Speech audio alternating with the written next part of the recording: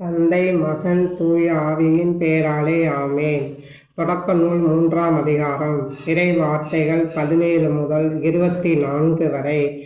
அவள் மனிதனிடம், உன் மனைவியின் சொல்லை கேட்டு உண்ணக்கூடாது என்று நான் கட்டளையிட்ட விலகிய மரத்திலிருந்து நீ உண்டதால் உன் பொருட்டு நிலம் சபிக்கப்பட்டுள்ளதே. உன் வாழ்நாளெல்லாம் வருந்தி அதன் பயனை உழைத்து நீ உண்பாய். முட்செடியையும் முட்புதரையும் உனக்கு அது முளைப்பிக்கும். வயல்வெளி பயிர்களை நீ உண்பாய். நீ மண்ணிலிருந்து உருவாக்கப்பட்டதால் அதற்கு திரும்பும் வரை நெற்றி வியர்வை நிலத்தில் விழ உழைத்து நீ உணவை உண்பாய். நீ மண்ணாய் இருக்கின்றாய், மண்ணுக்கே திரும்புவாய் என்றார். மனிதன் தன் மனைவிக்கு ஏவாள் என்று பெயரிட்டான்.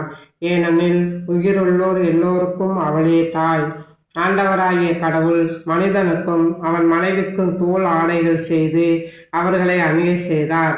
பின்பு ஆண்டவராகிய கடவுள் மனிதனை இப்பொழுது நம்முள் ஒருவன் போல் நன்மை தீமை அறிந்தவன் ஆகிவிட்டான்.